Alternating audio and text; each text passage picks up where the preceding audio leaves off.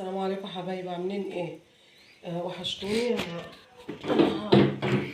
احط لهم بس الاكل كده، وانا كنست لهم الوقت، انا ماسحه بالليل وكنست لهم الوقت، بس ما نضفتش يعني، والمكان نضيف زي ما انتم شايفين كده.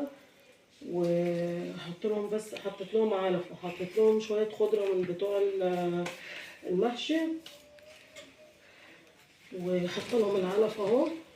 ده العلف اللي انا بقول لكم عليه، ده العلف اللي انا بجيبه اهو، شكله كده اهو. ده نوعه اكسترا، بس يا ريت، انا ما انصحكوش بيه اساسا. بس هو اي شكل علف هو الشكل ده، يعني العلف عامه هو شكله كده. بس نوع الاكسترا دون انا ما ارتحتلوش خالص، مش حلو ومش مفيد، مش علف زفر يعني. ده علف عادي. المفروض العلف اللي هتسمني بيه الارانب يبقى علف زفر. ده مش علف زفر خالص وما فيهوش اي فايده. بس انا قلت هخلص بقى الشكاره اللي انا جايباها، هي فاضل فيها اقل من ربعها، هخلصه وهبدا معاهم بالذره والدشيشه اللي انا قلت لكم عليها. ناس حبايبي قالوا لي يعني الأرنبة الأرانب عندهم خسة وشعرهم بيقع طبعا. هو في كذا حالة، يعني كذا سبب بيسبب الحاجة ديت. يكون لو هي أرنبة وقربت على ولادتها، فأكيد شعرها هيسقط، شعرها بيضعف، عشان لما تيجي تنتف شعرها من بطنها ومن تحت صدرها كده، اما يجوا بينتفوا أول حاجة من تحت رقبتهم كده ببطنهم، عشان الشعر ده بيبقى خفيف مش بيحسوا بيه، ومش بيطولوا ينتفوا يعني الشعر اللي هو في ظهرهم أو كده. دي حاجة، يا إما هي قربت على ولادتها شعرها بيسقط، يا إما حالات تانية، يا إما عندها ضعف. فلازم لازم فيتامينات تتجاب وتتحط أنا برشح إن هي تتحط على الأكل، ما تتحطش في المية. في الأكل فايدتها أحسن من المية. دي هياكلوها وده هياكلوها، بس لا، هما بيدلقوا بعض المية، بيطرطشوها كده وبيبهدلوها، والفيتامين اساسا بينزل في قعر الميه، مش بياكلوه. اما لو حطيتيه على العلف او في رغيفين تراي كده وتحطيه عليهم، هينزل معدتهم مباشره، مش هيرقط في قعر الميه يعني. او لو على العلف برضه هيشربوا وهم هياكلوه، هيبقى فايدته احسن. دي حاجة تانية. في بقى اللي هم بيجددوا شعرهم ما بين الصيف والشتاء، وما بين الشتاء والصيف.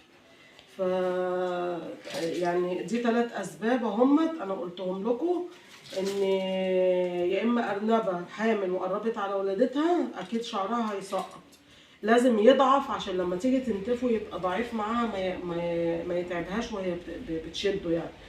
تاني حاجة، نقص فيتامينات عندهم، لازم يتجاب فيتامينات من عند يعني الأماكن البيطرية اللي عندكم. تجيب لهم، قولوا لهم فيتامين يكون قوي، ده بيفتح شهيتهم وبيخليهم ياكلوا، وشعرهم بيتقل وبيبقوا حلوين. تالت حاجة زي ما قلت لكم، ان في بعض الارانب بتجدد شعر ما بين الصيف والشتاء وما بين الشتاء والصيف.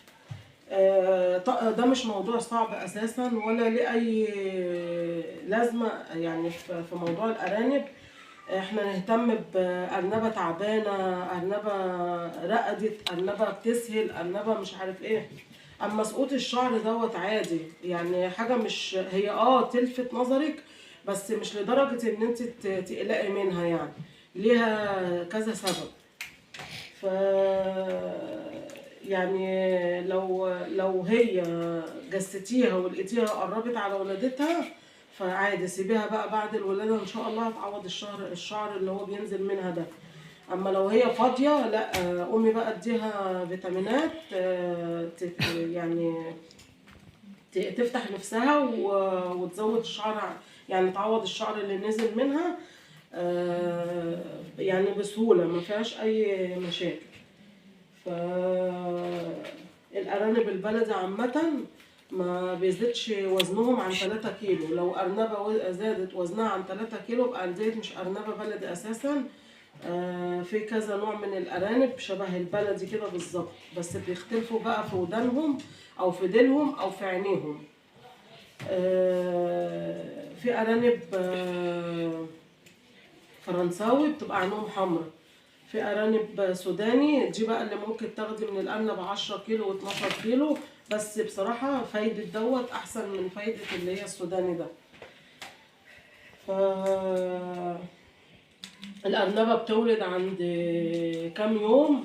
من 30 من 28 يوم ل 35 يوم. أكتر من كده فلازم تديها اللي هو الطلق الصناعي، عشان كده غلط يعني.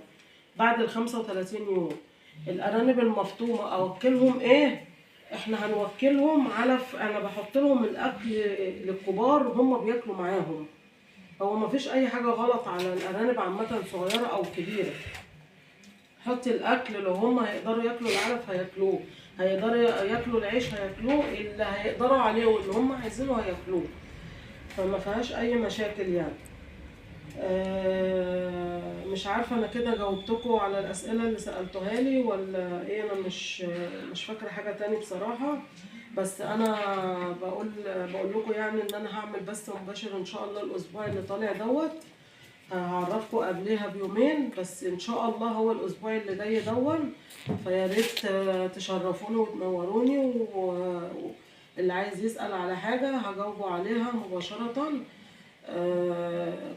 كل ما يخص الارانب انا تحت امركم. فهحط لهم بقى شوية الاكل دول، وان شاء الله لما اجيب الدشيشة الذرة الصيفي انا هوريها لكم، عشان في ناس ما تعرفهاش بتسالنا عليها، فاكيد هوريها لكم. هي عامه الذرة اللي هي بتاعت الحمامه الرفيعه الصغننه دي، هي دي الذرة الصيفي. برضو لما اجيبها هوريها لكم، اكيد انتوا هتشوفوها. فحلوه قوي ومفيده جدا، وبتعمل لحم يعني بتربي في الارانب لحم. يا ريت برضو اللي عنده ارانب وعايز يسمنها برضو الذرة جميله جدا يجيبها. تمام. يا رب يكون الفيديو عجبكم، ما طولتش عليكم يا حبايبي. ويا ريت اللي ما اشتركش يشترك معايا في القناه. حطوا اللايك، عشان اللايك دوت هو اللي بيرفع بيزود عدد المشاهدين وبيشهر الفيديو. اشوف وشكم بخير يا حبايبي. السلام عليكم.